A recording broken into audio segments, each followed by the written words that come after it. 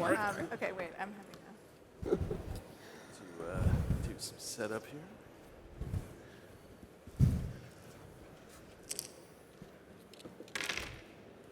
A little ASMR for you.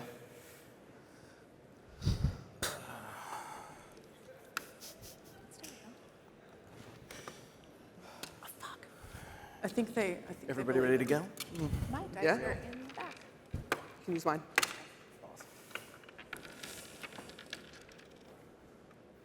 Gamers.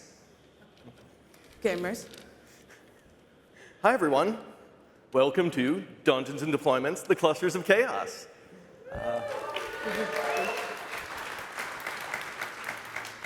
I'm Noah Abrahams, and while I am currently an independent cloud consultant, this afternoon I will be your Dungeon Master, or DM.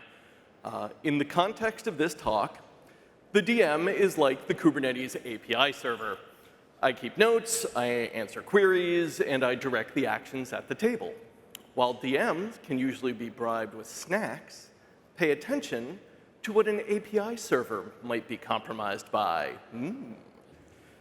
Hello, everybody. My name is Kat Cosgrove. You may know me from my work in the Kubernetes project as the release lead responsible for naming a release Kubernetes. But I'm also the release team subproject lead and a SIGDocs tech lead. Tonight, I will be a warlock named Tav, and you can think of me as a load generator. My job is to put stress on your application, but ultimately ensure that it's working at its best. Hi, I'm Ian Coldwater. I'm Senior Principal Security Architect at Docker and co-chair of SIG Security for the Kubernetes project.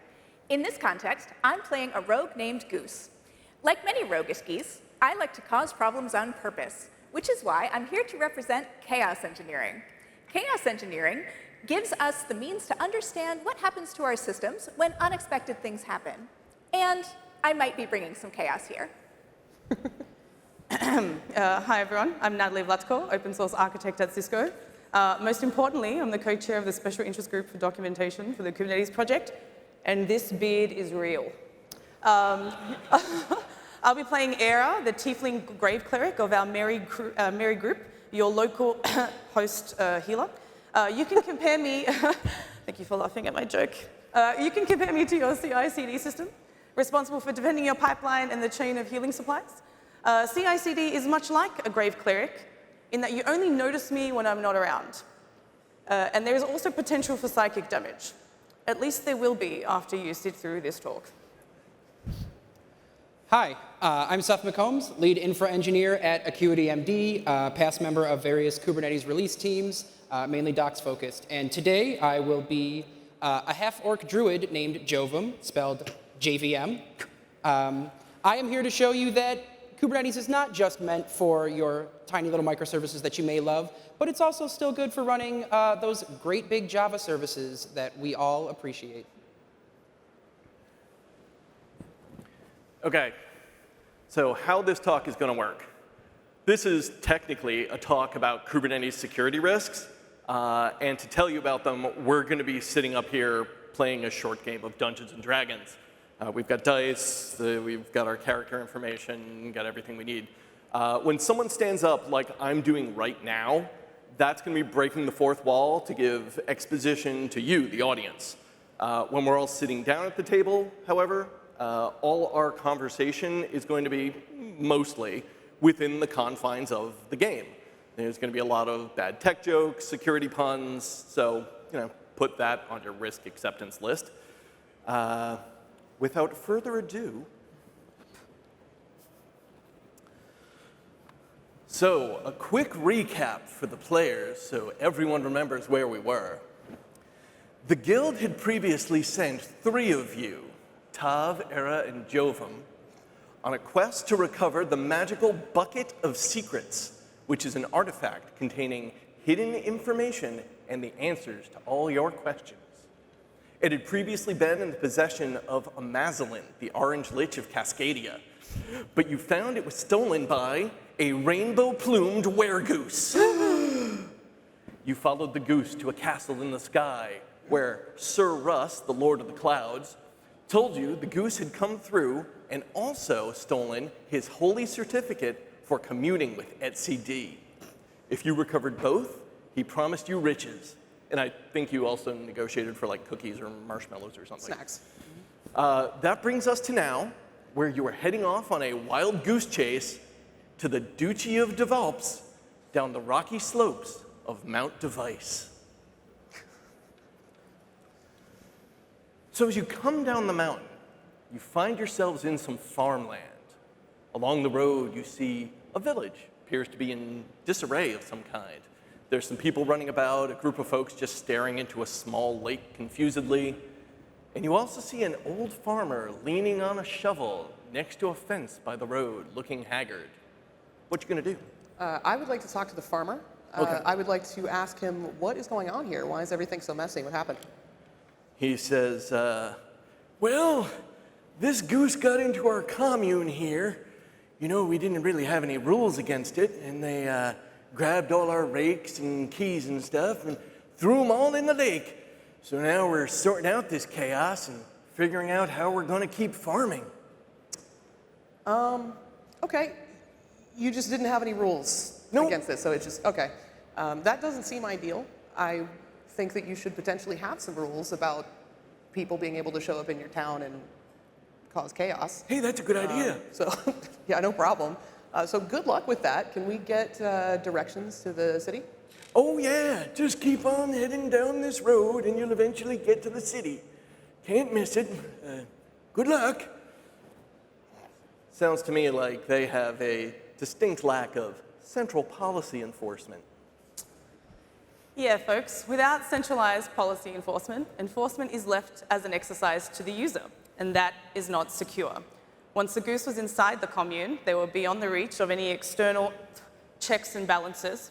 A standard solution includes a combination of policies set through something like Open Policy Agent and admission controllers to prevent getting in and applications from running in the first place.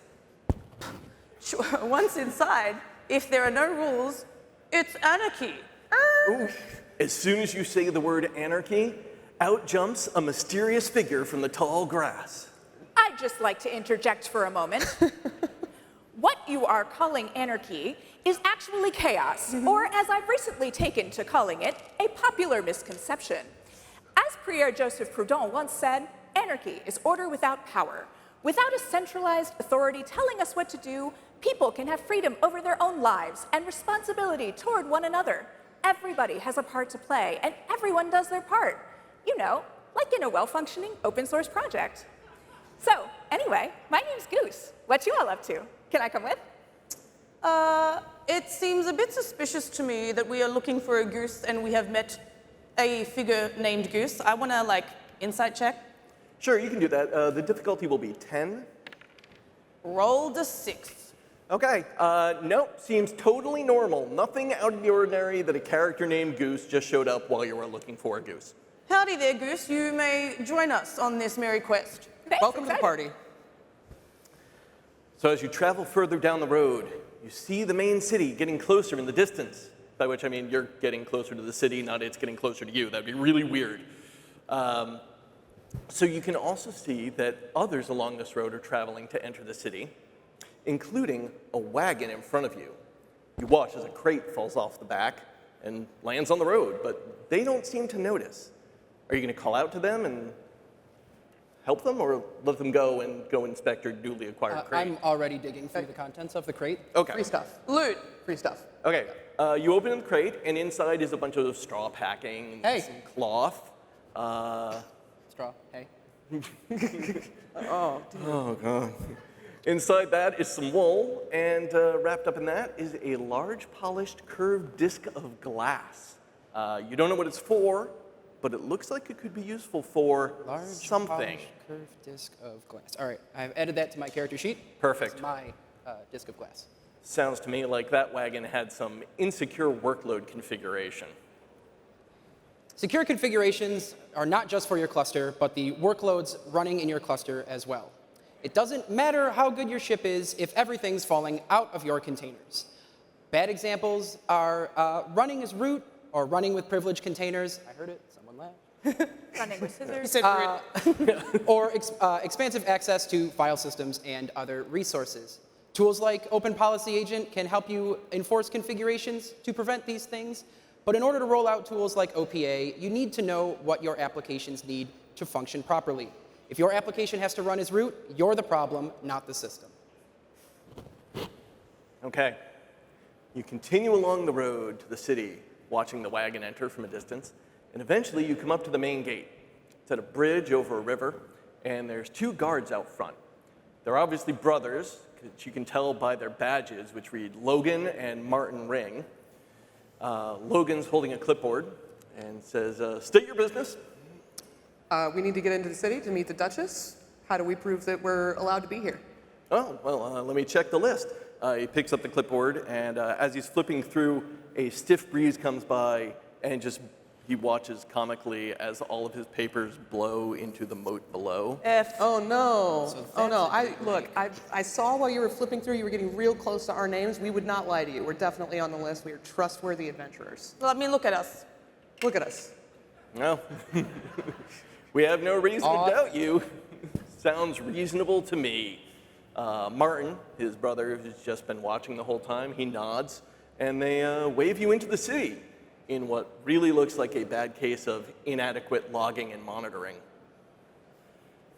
So, this is where other failure modes sneak under the radar. If the logging is not centralized, it can be easy for a compromised cluster to suddenly have no traces of that compromise. So you want them all going somewhere that can't be tampered with. However, it is also easy to get overwhelmed by turning on the fire hose of notifications, so knowing where alerting thresholds should be set and how they should be escalated is important for any system. Pulling a non-sanctioned image or establishing a SQL connection from the outside world may alert the first time, but there are plenty of notices that you just don't want to read until they've failed for a while, like a service recovery or something. We could go on at length about this, but observability is probably a whole talk in and of itself, especially in Kubernetes.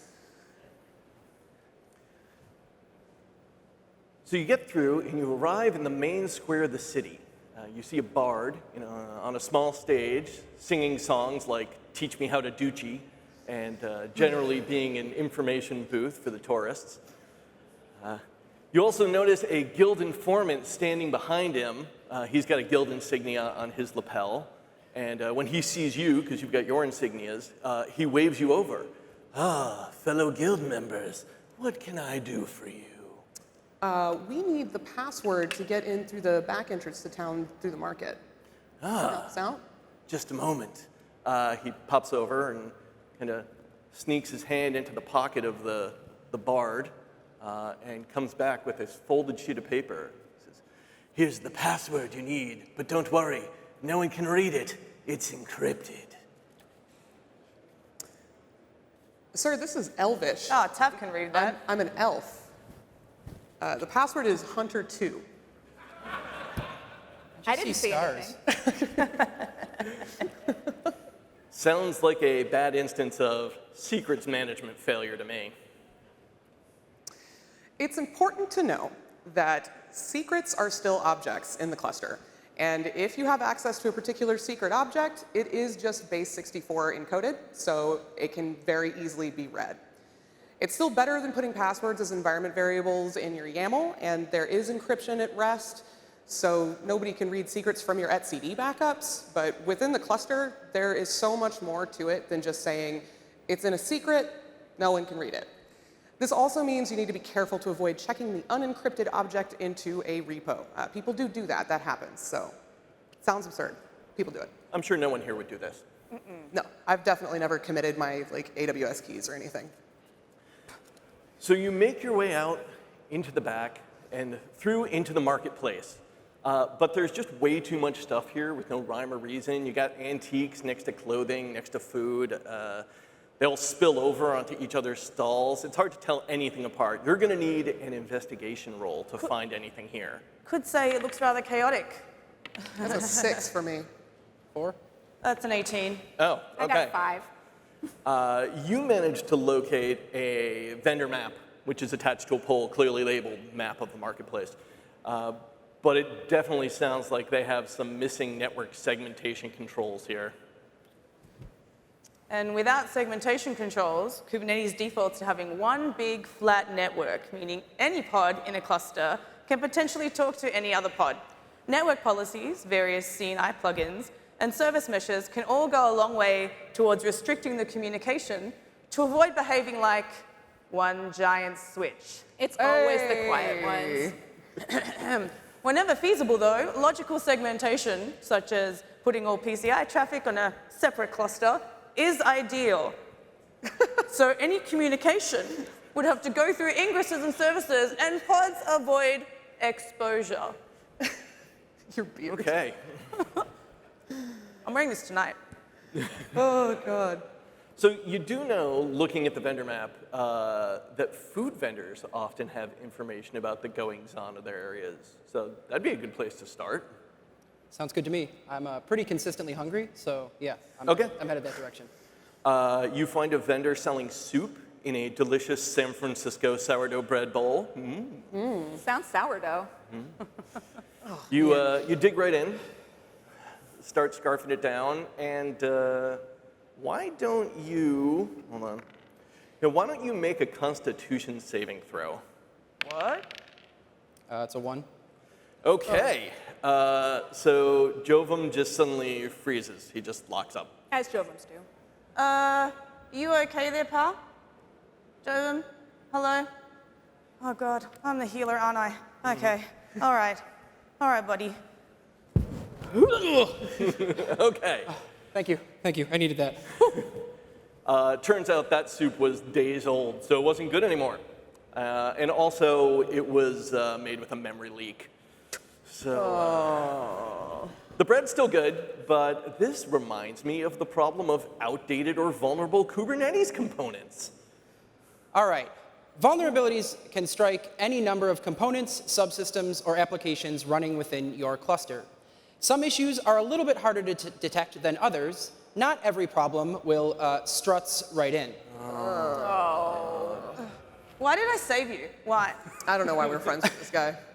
By staying on top of CVE notifications as well as releases, teams know when they can upgrade and when they must. But being able to perform these upgrades takes careful planning and preparation. Staying on top of these avoids being left with systems that are not only lacking in functionality and past their prime, but are also not receiving security updates. We're looking at all of you running versions from 3 years ago. So after you get directions post-soup, you make your way out the back of the market and into the docks area. You see various barges being unloaded, hauling in some dead fail whales. And you also notice a crane overhead carrying some crates when suddenly the chain snaps and everyone needs to make a dexterity save. I got a 10. 16. Oh, nat 20. Nice. Crit fail. Okay. Genuinely, that's not like a karmic dice situation. I did literally just roll a 1. Okay. You take, hold on. Let me, ooh, that's, oh my God, that's a lot. You take character killing amount of damage. But as the API server, I'm going to redeploy you. Appreciate it. I needed that. So after that, now all these crates have fallen and their contents have spilled, but because there's bad labeling, no one can tell what went in which particular crate. It's probably best to get out of here and away from what sounds like a supply chain vulnerability. Your beard is in my hands. Wow, the supply chain broke. I guess the chain guard doesn't seem to help. When your supply chain breaks, you lose provenance, which can lead to vulnerabilities in your base image or just being unsure about the security of your image. Fixes for this lack of trust can include always referencing your base images by SHA instead of something mutable like the name, strict image registry management, use of SBOMs, and enforcement via admission controllers. Okay, you make your way further along the wharf and come to a large archway at the end with a long line of people all queued up to go through. You quickly notice that some of the people just get out of line and go walk through a hole in the wall next to the archway, and no one seems to stop them. Are you gonna wait in line or are you just going to go around? I'm going to go around. I'm a I don't have millennial. a I want history instant of... gratification. I'm not waiting now. I live in Germany and we love to queue, but not today. Why do we want to wait in line if we can just go in there? Yeah. Yeah. Sounds like they've got some seriously broken auth mechanisms here. And authentication should be the very first interaction with an API server, where it verifies your identity. Authorization is the flip side of that, where permissions are granted to that identity. If either of those mechanisms is broken, security suffers. If you don't have multi-factor auth, or your tokens are too long-lived, or not even verified properly in the first place, your identity may be compromised. But worse than that, if you can sidestep any part of that process, then the process may as well not exist at all. Like that gate, like my very existent beard. So you get to the far end of the docks, and you have two options. You can go up the stairs to a domed building that you see up there, or you can walk into the ocean, which most of the audience is considering right now. I'll take the ocean. Yeah. Ocean? Yeah, it's the ocean for me. Okay. I'm gonna advise against that as the party healer. Yeah. I'll just get redeployed, so. Yeah, she Yeah, gets yeah, redeployed yeah. at the top of the stairs. That didn't It's feel fine. great. Redeploy wasn't great. No, it doesn't. So you get to the top, and you see an observatory up there. There's a big sign that says enter, and there is no other sign of security or ticketing of any kind in sight. Aren't these places usually full of, like, expensive equipment? Oh, yeah. Like, we can just walk in here with we don't have to talk to anybody, and nobody has to check ID or whatever? Super valuable. Cool. That seems wildly insecure. Yeah, I feel like it kind of does, doesn't it? Talk to me, Goose. So, what this sounds like to me is overly permissive access control. We are all made of stars, but your RBAC shouldn't be. Role-based access control isn't just about specifying which actions a user can take. To secure it, you also need to know what exactly those actions are really doing. For example, the list and watch actions for RBAC give way more content than you might expect from their names, because their results don't just list their results, they contain full objects and all of their contents. So if you're asking for a list of secrets, you're not just getting a list of secrets, you're getting all the secrets. It's also important to be extra careful with cluster admin and other grouped permission levels. Know what exact permissions you're giving, so you don't unintentionally give out more access than you may mean to. As we anarchists like to say, no gods, no system masters. So you walk in to the observatory, and you see a group of astronomers. Hey, nerds. They wave. They look like they're working on some big mechanical apparatus. One of them is scratching his head, holding a big black and white sheet of paper that says telescope at the top. But you can tell that those are assembly instructions. Who picked up the lens? That'd be Jove on You get the lens? Okay. When they see you have the lens, they get really excited and they usher you over. You came, you brought a lens for us. Thank you. Finally, you got here. For us? Found this lens fair and square. Oh. Yeah, we got to get some money for this or something. Well, they explain to you that there is a local law in the Duchy that states anyone who repairs a fixture of the town, which the observatory would count as, is entitled to a boon from the Duchess. I love a boon. Boons are good. That's a good- Boons. Yeah, boons are great. Yeah, I just know about the farm. Yeah, boons. yeah, yeah. It's not, yeah. So if you're going to help them out, because it sounds like you're all in on the boons, first of all, the lens cover was still on. Rookie move. You take that off and install the lens properly. That's pretty easy. So it's projecting on a viewing table below. But it's still out of focus. So one of you is probably going to need to make an Arcana roll to finish aligning and Leave that to focusing the it. cleric. I got a 1. Obviously. Who's the spellcaster around here? Yeah, it's a 19. Okay. Plus 7, because I'm proficient. Oh, yeah, you're fantastic at this. So you managed to get everything just right, and now that they can see where the telescope is actually oriented, it's facing the constellation Ansarum, the guiding goose. Now the telescope is fixed, and a room full of geeks all cheers for you. Sure does sound like that telescope components were misconfigured. And that reminds me of misconfigured cluster components. Kubernetes has a lot of moving parts, from the control plane to the nodes to related services. If any one of these isn't configured correctly, you can open your cluster up to any number of other attack vectors before the configuration is even corrected. Regular auditing can help you with this, and having your cluster configurations visible in version control, as in infrastructure as code, can also help you spot misconfigurations before the auditors do. Most of all, it's really important to know what exactly it is that you're running. Know why you have that in there, what it's supposed to be doing. Because if you know what exactly all of those cluster components are supposed to be for, you can make sure that you are not configuring them in a way that maybe they're not supposed to be. Okay. So now you've finished up with the telescope, and you're ushered out. The astronomers point you towards the Duchess's manor, and of course she lives in a gated community. You approach the gates and see some sort of mysterious symbol on them. You don't know what it means, though, and you don't have any of the ancient translation mechanisms you could possibly need to read it. Oh, man.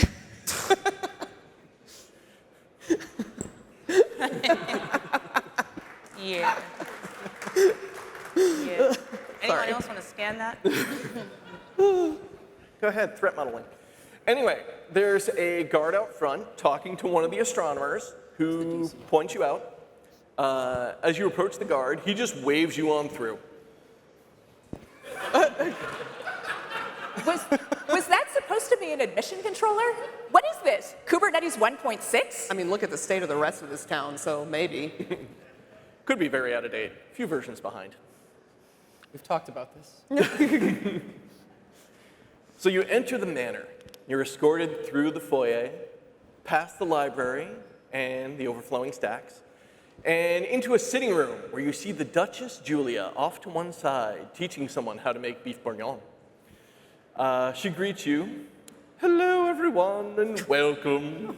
I'm the Duchess Julia, keeper of laws in this land.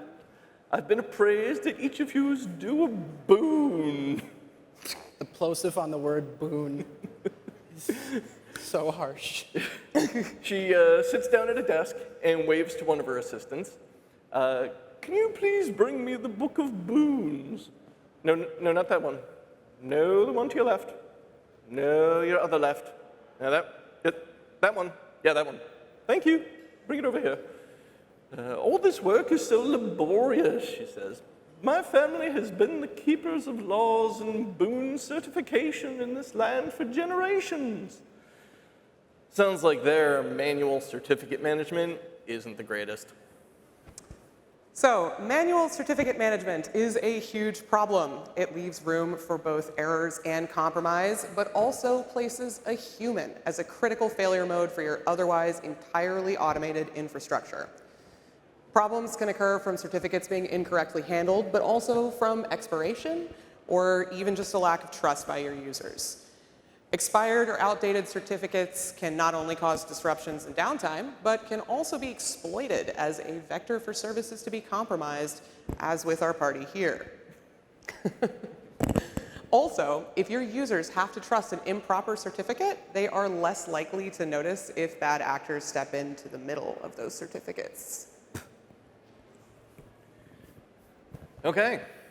So then, she says, and she dips a pen in, what do you all desire from the Duchy? Riches. Switches. More soup. Soup for your family? Soup for my family. And how about you? I would like passage on board your boat, leaving tomorrow for the island of the oracles. Wait, how'd you know? We haven't gotten to that part of the adventure yet. How'd you know that? Well, so about that. I've got something I need to say. Oh, just gonna take these slides right here. These aren't my slides. Hello? How'd they get in here? So, I have a confession to make. I'm not just named Goose, I'm the Goose. Oh my God, Who could have predicted this? I'm the one you're looking for. I stole the S3 bucket, which led me to the holy etcd certificate. I needed the certificate to compromise the API server, that is, this Yahoo over here because I knew this would be the best way to get where I needed to go. Oh, so that's how they knew it was in my notes. Okay, listen, I see how all of you are looking at me right now. Hear me out. I have my reasons. I needed to take these measures to keep the people safe. The guild who runs this town say they're dedicated to helping the community and keeping the people safe, but just look around at the state of things here. It's a mess. This place is in shambles. The admission control isn't real. Nothing is actually being protected.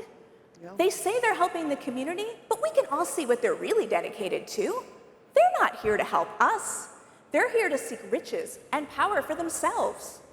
Power corrupts, and whoever seeks power shouldn't be able to get it. They can't be trusted with it. That bucket was too powerful. No one should have that kind of access. So I had to lock that S3 bucket down. So I stole the bucket in order to destroy it. It's the only way to be sure. And the only way that bucket that can be destroyed is in the fires of Mount Oom. Mount Oom? On the island of the oracles. The boat leaves tomorrow, and I want all of you to come with me. Every one of us here is capable of amazing things. We have more power than we know, and we're stronger when we collectively bargain together. We can change the world. Every one of us can. All of us at this table, all of us in this room. We don't need anyone else to tell us what to do. We can just do things. We don't have to ask for permission. We can make things better. Let's start today. The secret is to really begin. So, want to come with us, party? I'm Union. I could be a hero. Yeah. I'm in. Yeah. I would like to join you, yes. Let's go. I guess we know what the next adventure's gonna be. So, we're all going to go to the island of the oracles. All of you are invited. And now, this talk is done.